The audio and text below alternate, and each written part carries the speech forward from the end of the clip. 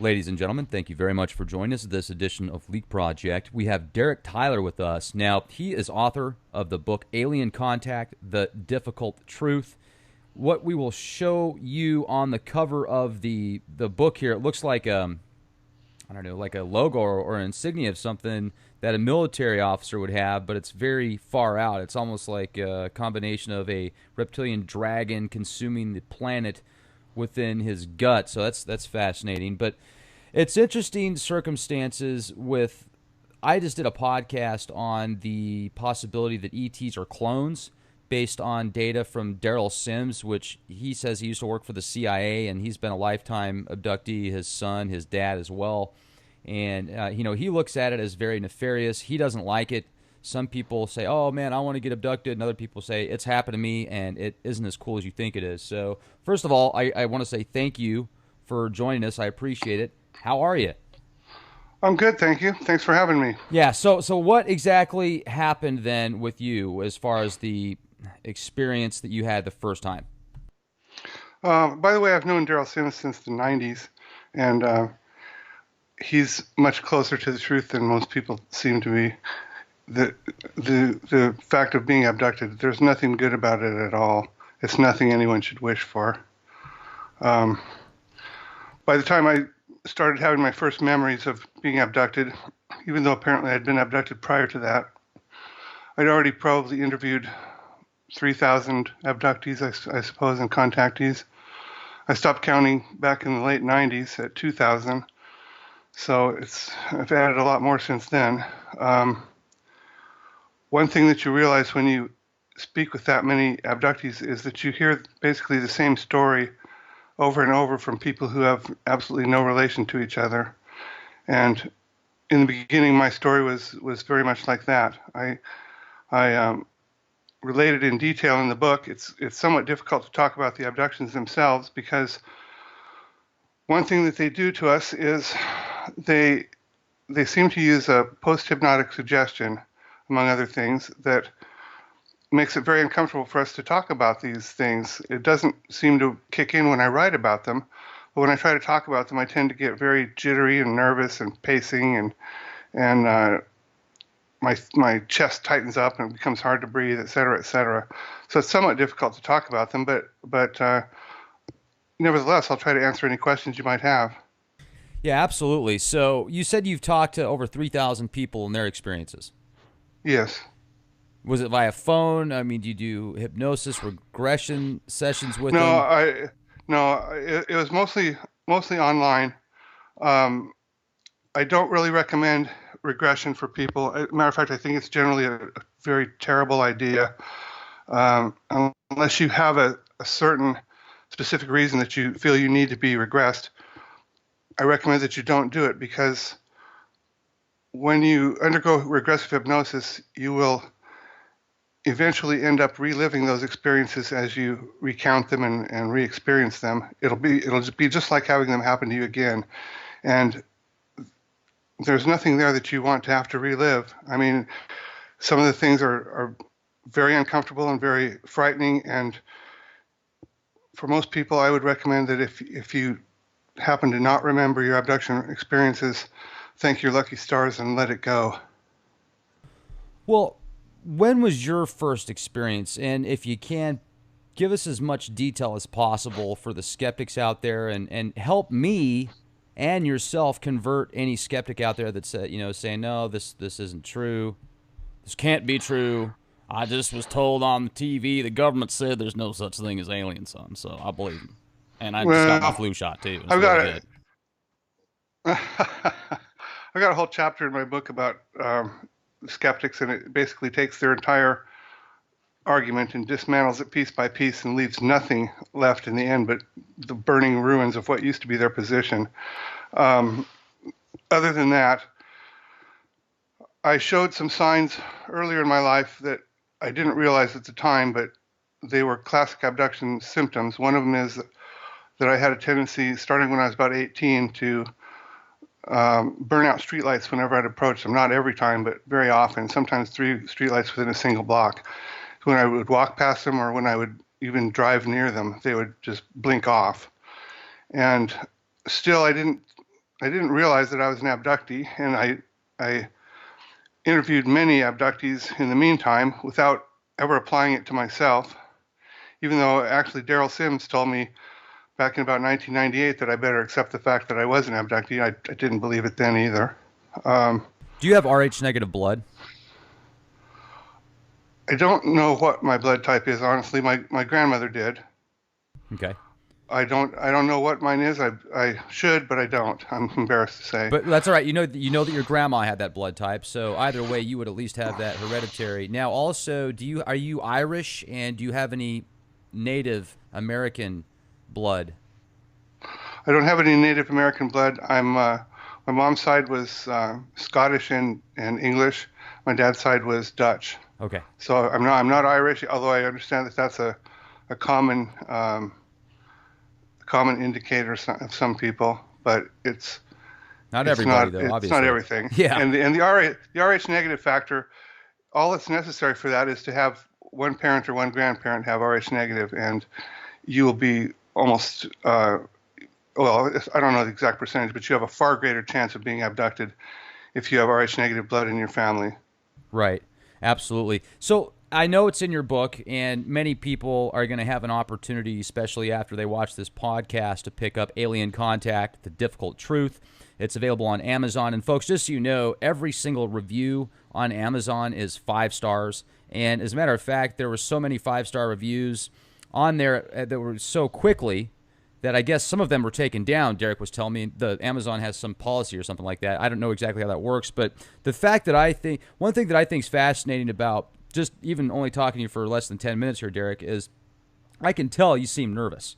And it's not like nervous in the sense where you've got to like, okay, what do I say next? I'm going to make this up. It's more like, man, this kind of freaked me out, and now I'm talking about it. And I appreciate you having the guts to actually do this. And one thing that's nice about coming on Leak Project, many of the people that I've talked to in the past, after they come on the show and give their testimony, they feel a lot better after the show. So hopefully that'll be the same with you. And there's a lot of people that have, said, hey, the things that he or she is talking about, I've gone through those same experiences. So it's a good way for other people to connect. Now, how old were you when you first? Well, no, I'm talking 2 things at once. Let's go back to, you said you wrote a chapter in your book about the skeptics that'll blow them out the water. Well, Yeah. give us a taste of that. Well, the skeptical position has so many holes in it that it's like Swiss cheese. They most commonly will claim to be operating from using the scientific method, which unfortunately you can't apply to something like alien contact, alien abduction, alien presence around Earth. The scientific method is designed specifically to be utilized with regard to natural processes which can be observed, repeated, tested, experimented on. You can't do that with alien contact. You can't cause them. I use an example of, let's say there was a primitive tribesman in the Amazon jungle that was walking through a clearing one day, and an F-16 flashed over his head with its afterburners blasting. And he went back to the tribe and explained it to them, and they said, well, we don't believe it because it's not repeatable. That's the first thing scientists will say. Is it repeatable? Yes, if you own the F-16, it's repeatable. But if you don't, there's no way that you can ever cause that to be repeated. There's no way that you can ever cause any part of the F-16 to be subjected to testing or to observation by others. It's the same thing with the UFO sighting. You can't make it happen again while the scientists are watching. You can't retrieve a part of it, take it back to their lab for them. And if you did, they would immediately make you try to prove a negative, which is known to be impossible. They'd say, prove that that's not from Earth after all, which is impossible to do that. Scientists have a very bad tendency they won't examine or investigate the best cases. They'll investigate the ones which are easy to disprove and debunk. As a ufologist, those are the ones which we're not interested in either, except to get them out of the way because they don't matter and they don't count. They're not legitimate sightings. We're not interested in them at all other than to file them as bogus. Nobody hates frauds worse than we do. So scientists operate from the position of believing that they have the answer before they've even asked the questions. They spent, for instance, they spent over $1 million a couple years ago studying the flatulence of minnows in the ocean. They were trying to see if they use that as a communications device, bubbles coming out of them. They've got $1 million to do that, but they claim they don't have enough money to study UFOs. It's the most important topic ever in human history. And if scientists were really doing their job, you wouldn't be able to stop them from studying this. Instead, they absolutely refuse to discuss it. They refuse to study it. And it has nothing at all to do with the scientific method. That's not what the scientific method is. And they should be the first to know that you can't even utilize it on this because it's not a natural event. It's not something that they can measure unless an alien happens to show up at MIT and say, measure me, weigh me, here's my ship. If that doesn't happen, the scientific method has nothing to grasp onto, and it's basically trying to use a square peg in a round hole. Well, do you think that they've got plenty of evidence behind the scenes and there's already been cases where maybe a UFO, like, do you think Roswell was legit or a government deal? Absolutely. Yeah, no, it was absolutely legit. They've got more evidence than you could ever need as far as the government is concerned, sure, because they work directly with aliens. They've signed a secret treaty back in the late 50s, and it involves the exchange of technology. The technology comes our way, and in exchange, they have basically free access to abduct and experiment on our people as they wish, to sometimes eliminate people. A lot of our people that are taken are never returned at all. And the government has been working hand in hand with aliens for over half a century now. But the penalty for revealing that, if you're someone that's in the program, is usually death. And many people have been killed because of that. If you want to know the truth about ufology, follow the trail of dead bodies, and it'll lead you there. Tell us about your first experience that really shook you. Well, the first experience I had that really shook me wasn't an abduction. It was a sighting. It happened in 1984 during the summer. I was out at my parents' house just outside of a town called Yakima in central Washington State. And there's a facility there. It's a large hospital. It's used for the constant care of people that are severely retarded. It started out as a TB hospital, but now its purpose was changed. And ever since I've been alive, it's been used as a facility for people that are so seriously handicapped that they need constant care all the time. And a UFO came up. It's located at the top of a hill, and a UFO came up a small hill which was behind it. It was big. It was brightly lit up. And it hovered just maybe 3 feet off the ground right beside this facility, the last place I would have ever expected to see a UFO. And I watched it for 20 minutes. All the hair on my body stood up as soon as I saw it. It was like a double convex lens. It was shaped like a magnifying glass lens, rounded on both the top and the bottom.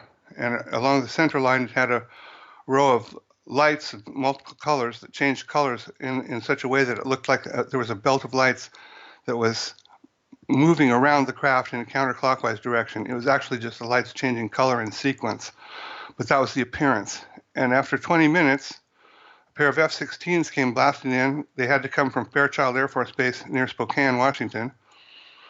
It takes them almost exactly 20 minutes to get there from Fairchild on afterburners, so those jets were launched basically as soon as that UFO came into view. Those jets were airborne, and they tipped their noses upward, which is what they do when they want to be able to maneuver at low speeds without falling out of the air. It gives them more surface area for the air to flow over, and it lets the jets stay airborne at a lower speed.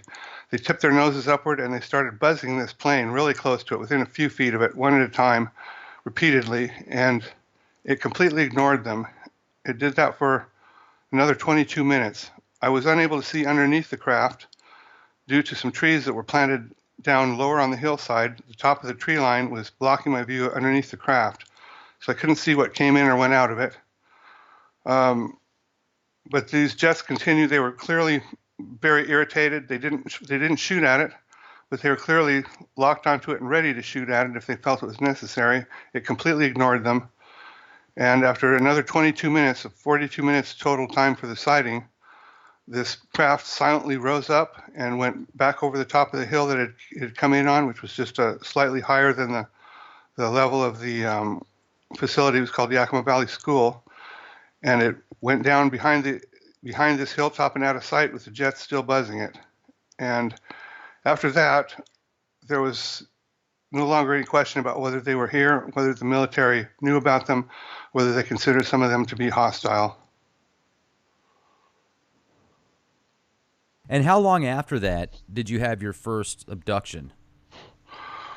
Well, the first memory that I had probably happened maybe 10 years ago. It's later than most people. Most people are typically abducted for the first time at around the age of 7. And I did have a sighting when I was that age, but I don't recall an abduction associated with it. But probably around 10 years ago, I started having abduction memories, and they were always in the form of being taken out of my bedroom in the middle of the night. I would be returned home again in the middle of the night, and it would seem that I would wake up out of a sleep as soon as I was, as soon as I was brought back, which allowed me to retain some memories of the events that happened. Most of the time that they will delete those memories from your mind, and most of my experiences, have also been deleted from my mind. They erase your memory. But in my case, there were a number of times when they didn't successfully erase it, and I had some very clear and distinct memories of what took place, and none of it was good. And it had to do with gray aliens and military. The military is responsible for probably over half of the abductions now, and the military has their own grays.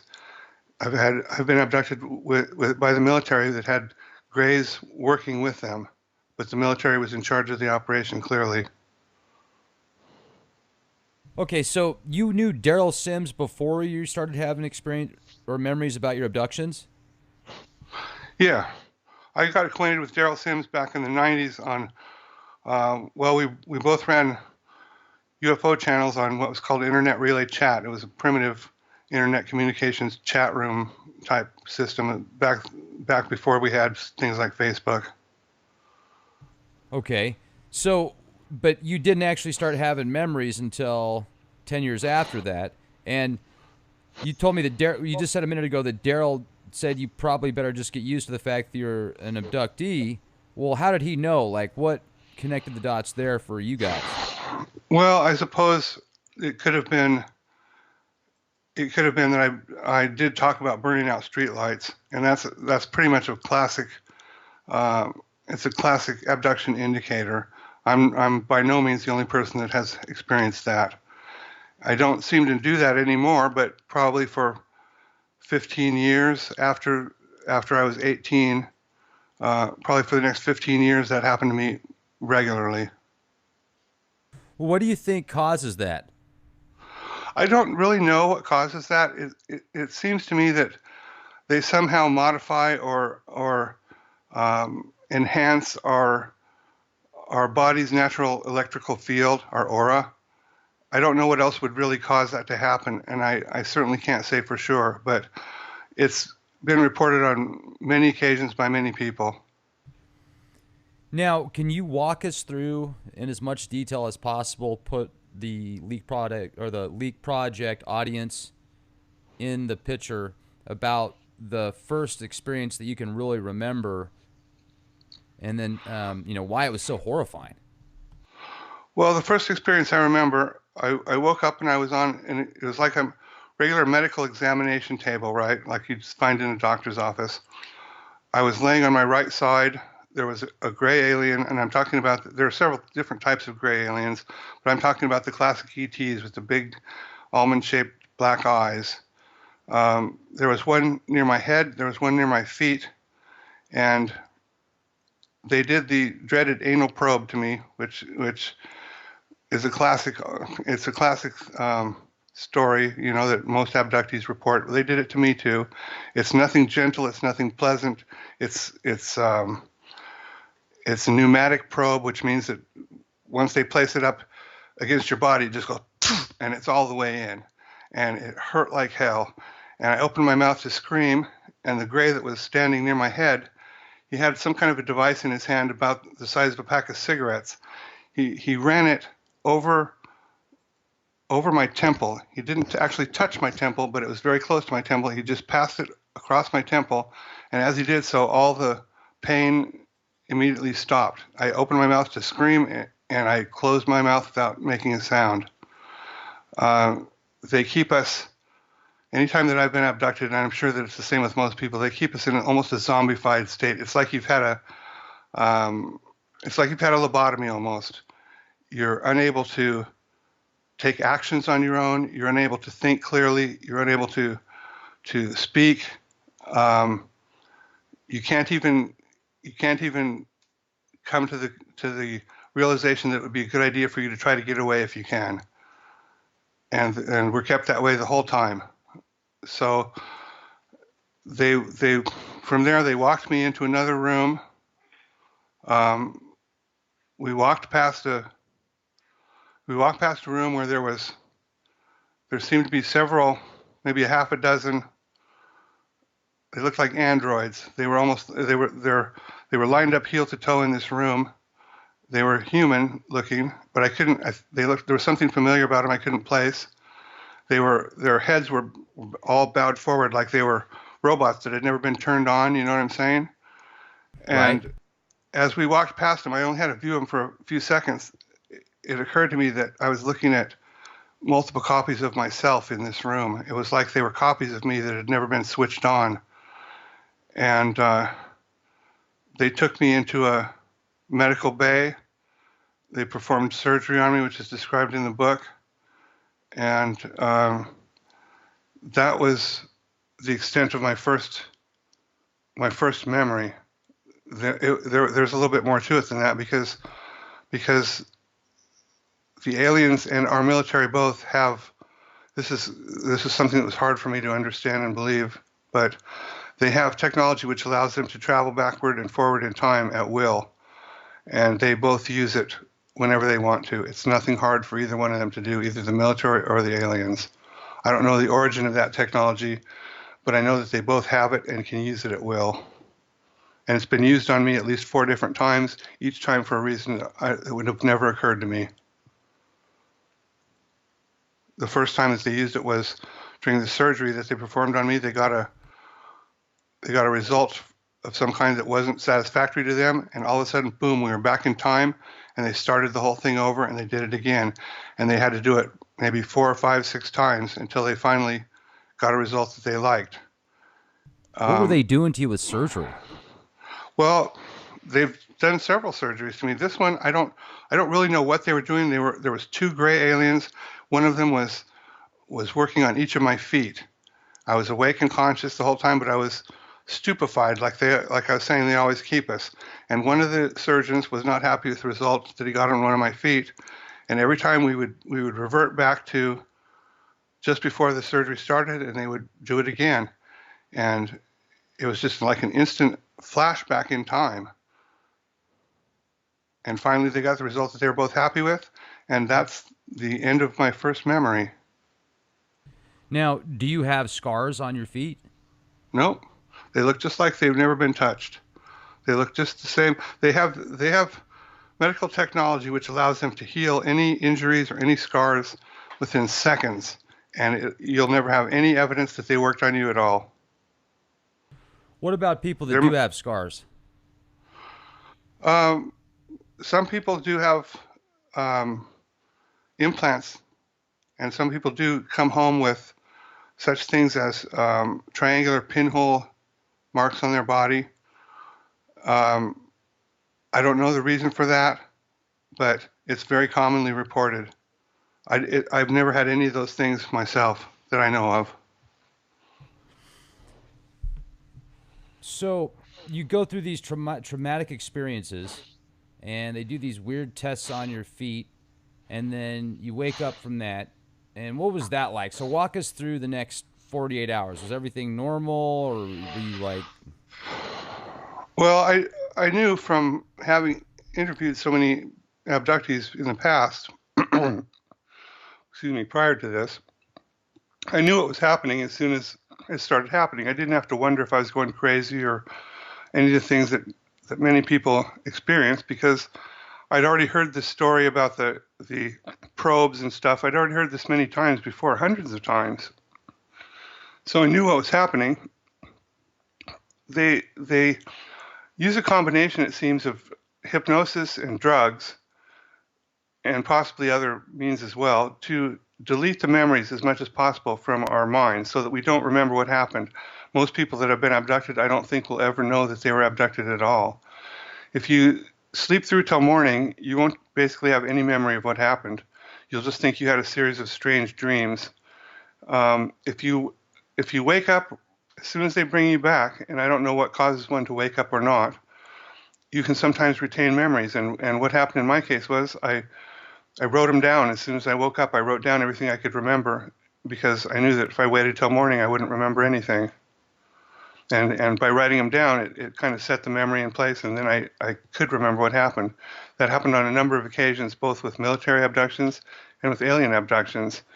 The Greys are an artificially, genetically engineered beings. They're not a naturally occurring being. They are similar to almost cyborgs in a way. They don't have emotions like we have. They don't care if you're terrified. They don't care if you're in pain. They don't care about that at all. They are assigned a mission. They're used as slaves, according to my best sources, which ended up being quite good sources within the military and within the Black Ops. There's a person I refer to in the book as the Colonel, and he'd spent his whole career in Black Ops, and he educated me about many things. One of them was that the Greys they're a failed genetic experiment. They're considered to be a failed experiment on the part of the reptilians, and they were consigned to slavery, and they're basically used as slaves by the reptilians to do their dirty work, and apparently by the military as well at times. I've been abducted by the military before when they've had Greys working under their control. Let's hear about that if we can. After that experience, how soon was it that you remember a military MILAB encounter? Oh, I don't know. For a couple of years there, I was getting taken.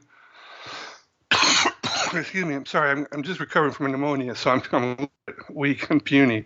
Oh, no problem. I appreciate you coming on the show. I was taken up to 3 times a week sometimes, and there was no way to predict who was going to take me. I'd say at least time my memories involved being taken by the military. The military seems to be able to know when aliens take us. Apparently after you've been abducted by aliens, your psychic abilities are amplified for several hours, greatly amplified, they say. And then what the military likes to do sometimes is come in and abduct you for a second time in the same night. And then they will use you for their own purposes. For instance, they will utilize your artificially enhanced psychic abilities, and they will force you to be, for instance, a remote viewer, and they can use you for real-time invisible spying. They can use you for anything that they want. And the military, parts of our Black Ops military have declared war on us, and nobody should be under any illusions about that. They've declared war on us, and they are assaulting us daily. The mere fact that such things as chemtrails exist prove that. Chemtrails, among other things that they do, they are a method one method of terraforming this planet to the specifications of an alien race, the reptilian race. They're making our planet cooler. They're making it higher in radiation content. They are making it darker, and that's everything that the reptilians want. There's no other reason for chemtrails to be happening that's to our benefit. If any of it were to our benefit, they wouldn't be denying it so stridently as they do.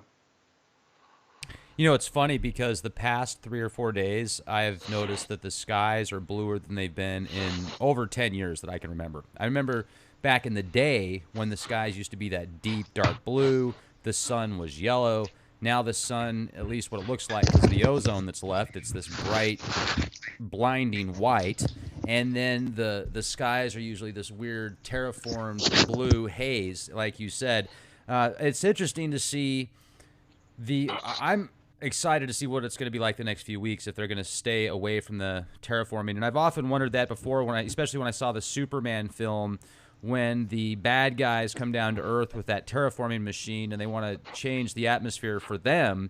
And I've thought that too. But if we could get more into your experiences, like in the military and stuff like that, walk us through some of those. Well, I've never been in the military myself, No, but the MyLabs experiments that you were going through. well, okay, well I'll tell you about one thing that the military did to me. They There was a military doctor, human doctor. He was dressed in surgical whites. He had the surgical white cap on too. Uh, I could see that he had round glasses on, like John Lennon or Ozzy Osbourne wears, glasses with round lenses. He was wearing a white surgical cap, but he had bright red curly hair that was sticking out the bottom of the cap.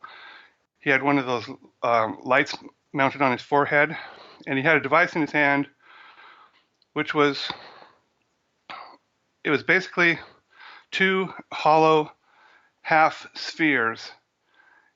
They were connected by a tube, and they weren't the same shape as my eyes, but they were the same shape as my eye sockets. And he had a device in his other hand that was like, well, first around the inside of these hollow spheres, each one of them had about 6 blades that looked just like X-Acto knife blades mounted around the inside edge of this sphere. And in his other hand, he had a device which was like a chainsaw trigger. He would push the trigger on this device, and the harder he would push it, the faster these blades would spin around the inside of these globes. And they were clearly going to mount these over my eyes and cut my eyes out. I don't know. There's only a few times that I was ever able to speak. It took all the willpower that I had in me, all of my effort. And I said, "Oh, please don't do that," as loudly as I could, and it came out in just the tiniest whisper. It didn't make any difference to them. They did it anyway. I don't know why. I assumed that it was to insert implants behind my eyes. But that was the end of that. After that, the memories are blurred and indistinct, and probably they're probably just part of a fake memory that they put in. They're known to put in fake memories sometimes to fool you into thinking that things weren't as horrible as they really were. Have you seen the movie The Sixth Day by that Arnold Schwarzenegger is in? No, I haven't. Came out in the early 2000s, and in that film, cloning is popular. You know, somebody loses their cat, they just reclone it. And the guy that started the business, well, he keeps getting taken out in the film, so he just keeps cloning himself back. And it's interesting because in that series, it really makes you question the possibility of your consciousness and what is the soul, what is the spirit. You know, if you reclone your body, is your spirit connected to that as well? Because they do have cloning. We've had the ability to clone people at least since the 30s, according to my connections, and they use it for the elite, basically, and they use it for people that they want to have access to, such as people like ex-presidents, the Rothschilds, the Rockefellers, people that are the financial elites. They're really running the show on Earth. The Illuminati, the people who run the Illuminati, they don't necessarily ever have to die, because if you have access to cloning technology and alien medical technology, which can extend your lifespan greatly, you basically have a recipe for eternal life. And if you're offered a recipe for eternal life, you absolutely will kill anyone to keep that option open. And there's no immune to them. They do utilize cloning. Some of the aliens, such as the Greys, do not have the ability to reproduce naturally. They're all clones. And it's a mistake to think that any of these aliens, including the so-called friendly ones, have human-like emotions. They don't. They don't think in terms of, if you see someone that's been hit by a car and is dying, you'll think, oh, that's a terrible shame. They'll think, let's just grab some cells so that we can clone him again and then move on. They don't have the same emotional content as we do. And the Greys don't seem to have any types of, they don't have any empathy, no sense of mercy, sympathy, nothing like that. They're like ants. Well, I want to jump back to the experience you had when you said you saw yourself cloned, a whole bunch of your clones. And have you ever wondered if maybe you are a clone of yourself? Well, I suppose it's possible. I don't think that I am. There's a different technique that they use, which is called synthetic beings. They're different from clones. And I think that what I was looking at was synthetic beings.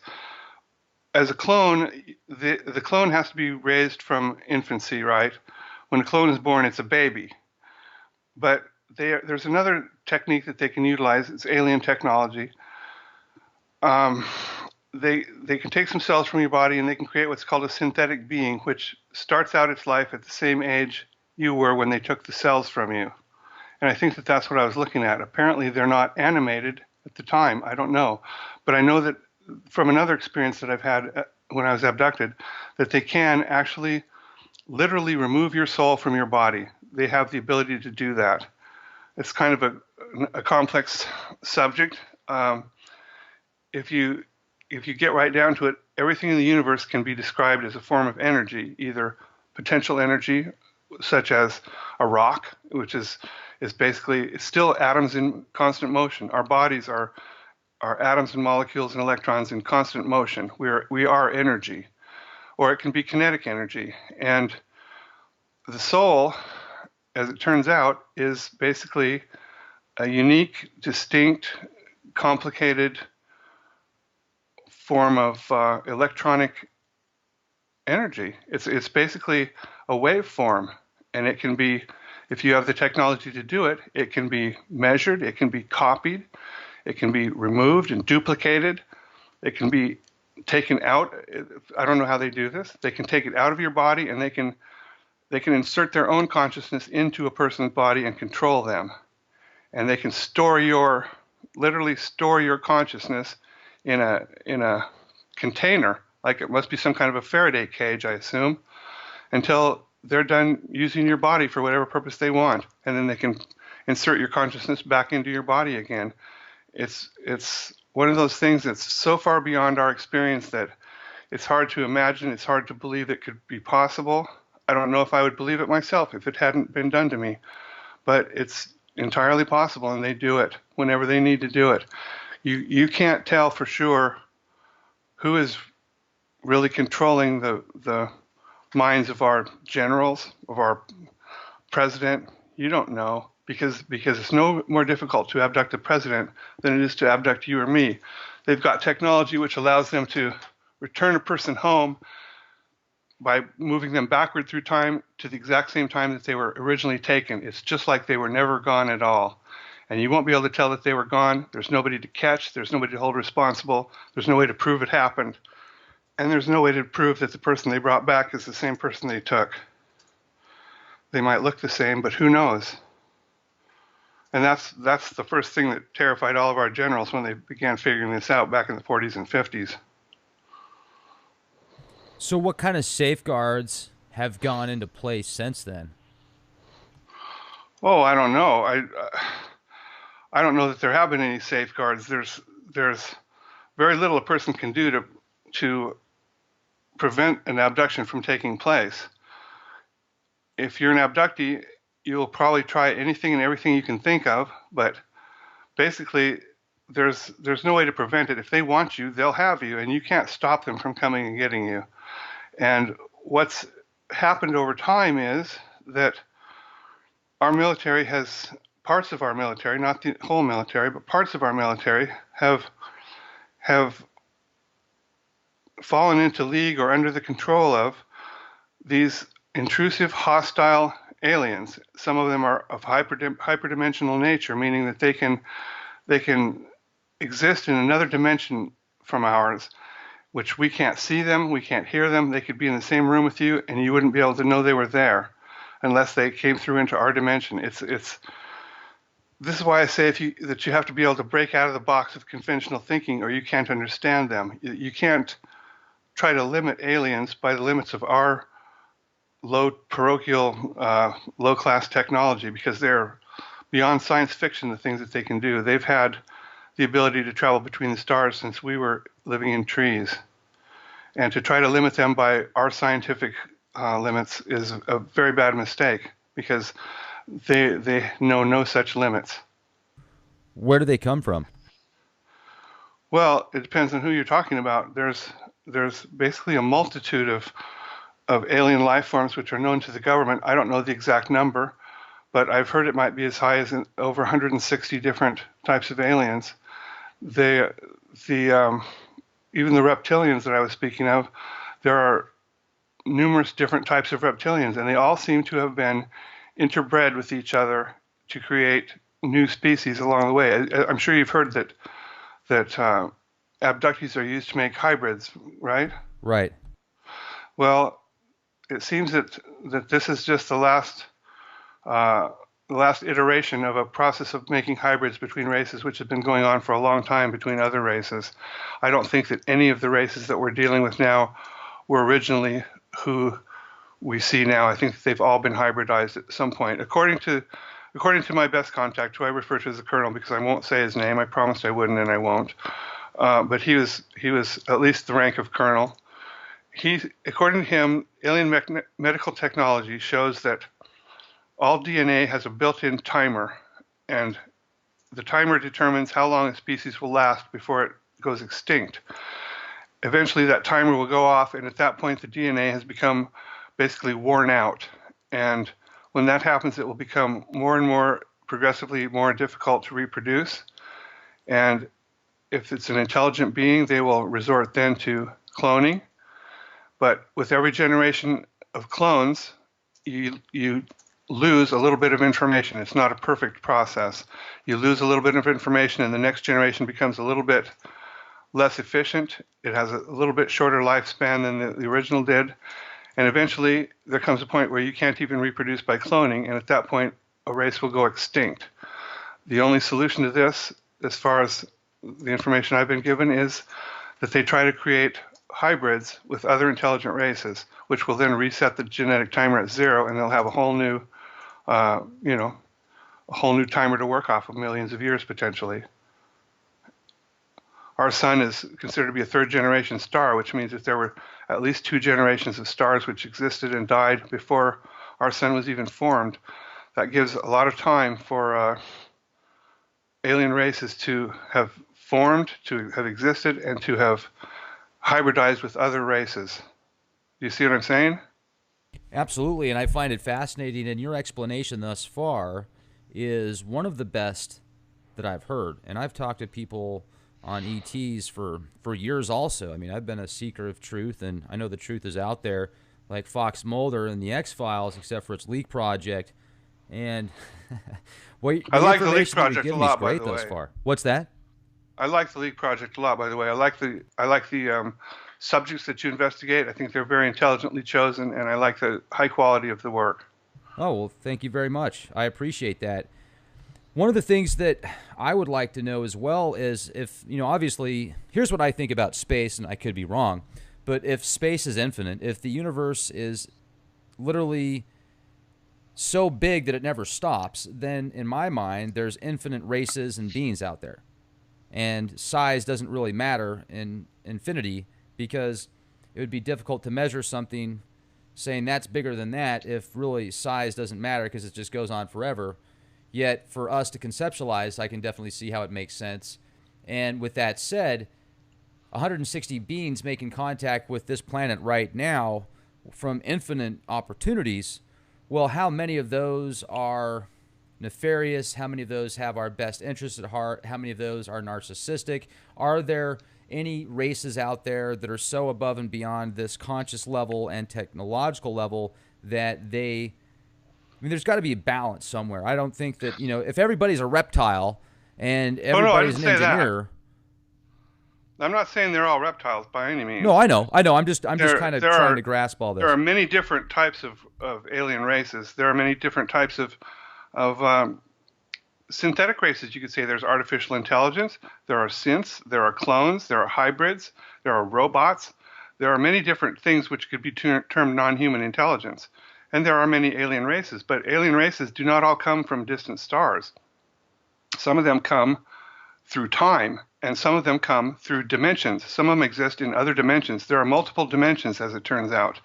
There are multiple universes existing in the same place at the same time, but they have different characteristics and they have different, apparently, physical laws. And many of these alien beings are hyperdimensional in nature, meaning that they exist in a remember on Star Trek where they had those beings that vibrated at a higher rate than they did? They could only be heard as like a buzzing sound, like a mosquito. I never Remember saw that? that one, but I like the concept. Well, it's similar to what is apparently happening, and we don't really have the ability to travel between the dimensions, but they do.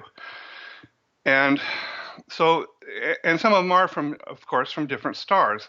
Many of them are, but many of them are a combination of those things: a different star, a different dimension, and sometimes a different time as well. And as you might expect, some of them don't care about us at all. Some of them like us. Some of them don't like us. Some of them utilize us as food. I could tell you about that if you like. It's Yes. nothing pleasant, but well, the gray aliens. We'll start with the gray aliens. They don't have any digestive system like we have. They don't have a stomach and esophagus. They don't have anything like that. So in order to take in and excrete nutrients, they have to do that in liquid form by smearing a liquid slurry over their skin and absorbing it through their pores and excreting it back out through their pores. The slurry that they utilize is composed of hydrogen peroxide, which acts as a binding agent and a sterilizing agent mixed with either bovine or human blood and some enzymes that they can extract from our organs and some organ secretions that they can extract from either human or from cattle. That's the reason that they had all the livestock mutilations back in the 70s and 80s. That's why those cattle were always drained of every drop of blood. They were being used by the Greys. They smeared on their skin, and eventually, I think it was in the early 80s or the late 70s, scientists at Lawrence Livermore Labs developed a method to synthesize human blood in large quantities, at which time the livestock mutilations ceased. You don't hear them happening anymore now at all. But this synthesized human blood was being turned over to the Greys for this purpose.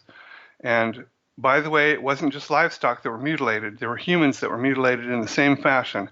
They had their eyes and their genitals and their organs cored out. They were drained of blood. And from the condition of the bodies, it was obvious that this was all done while they were awake and alive. So it's nothing good. And that's just one example. The Draco reptilian, which are the main group of reptilians, the ones which are considered to be the reptilian royalty, excuse me just a second, they apparently get kind of a high off of consuming humans, whose flesh has been suffused with high doses of adrenaline. And so what they'll do is they'll kidnap, or they don't kidnap them themselves, but they have the Greys or our military units will do it. Because our black ops are in this with them. They'll abduct mostly children or babies because their bodies haven't yet been polluted by caffeine and nicotine and whatever else we put in our bodies as adults. And they will torture or mutilate them in order to produce the maximum amount of adrenaline in their bodies as possible, and then they will eat them alive. They don't eat anything which is already dead. That's what we're dealing with here. And these reptilians they've always been here. We've never been alone in this world. This is not just something that started in the 40s. We've never been alone here. If you look at the corporate logo of Alfa Romeo, you'll see a stylized reptilian eating a human, and it's built right into their logo. Look at it sometime. What is it called again? Alfa Romeo, it's an automobile manufacturer in Europe. Oh, yeah. That's the symbol? Yeah, look at it. Wow. It's got a symbol of a stylized reptilian eating a human. And this has been going on all throughout our history, but we've been kept ignorant of the fact. The reptilians here mostly exist underground in deep underground layers that they've built out of what was originally underground caverns. They've enlarged them with their technology, but to them, we are a harvestable resource, and they basically told the military, as long as you keep us fed, we'll stay underground, and that's basically what they do. And they use the Greys to do their dirty work. You know, I'm looking at this icon right now, and you are not exaggerating one bit. It's literally a giant serpent, and in the mouth of the serpent is a human with just his head and his arms poking out, and he's like, "Yeah, Yep. I'm so inferior to the serpent." I'll tell you another one you probably haven't seen. If you got a dollar bill on you, I'm broke, man. No, I've got a dollar bill somewhere. All I use is credit cards. if you look at the back of a dollar bill, you see the Great Seal of the United States. It's an eagle, you know, the famous eagle on it. If you trace along the inside edge of the eagle's wings, you will see the jawline and the beginning of the outline of a head of a gray alien. If you trace it on up and around, you'll see the rest of the gray alien's skull. Its nose and mouth are covered up by another symbol that's stamped on top of it. But you'll see a circle of stars, which is basically placed right in the center of the alien's forehead to indicate that it is purely telepathic. You can see the black eyes, which are also obscured partially by the eagle symbol, but you can see the black eyes of the alien. We've got gray aliens printed on our money. I'm looking at the bill right now, and I'm not seeing it yet. I'm sure I can find an analysis on it. I'll do some more digging. I'll send you. Let me see here. I'll send you a better picture of this, so it'll be easy for you to see. Just 1 second here. It's amazing how much stuff they can put into the back of our money, and then you circulate that around. And money is alchemy. Money is creating something out of nothing. It's transforming a microscopic piece of wood into, if you've got a $100 bill there, you could turn that into other elements and other materials and other services. Do you know what that looks like to me? That looks just like lamb that Aleister Crowley contacted and wrote about. Lamb, right. Looks like a giant gray. It was Aiwass. Aiwass and lamb are two different entities. I was thinking it was Aiwass, the one that dictated the Book of the Law. Is what I was thinking, but I could be mistaken. Well, Lamb is a completely different entity. Aiwass is the supposed holy guardian angel of Aleister Crowley, and Lamb was a different entity that he made contact with. But they're both very fascinating. And Aiwass, who he says, well, Christian would look at Aiwass as the Antichrist, or as not as the Antichrist, but actually as the devil incarnate, the Lucifer, the fallen angel himself.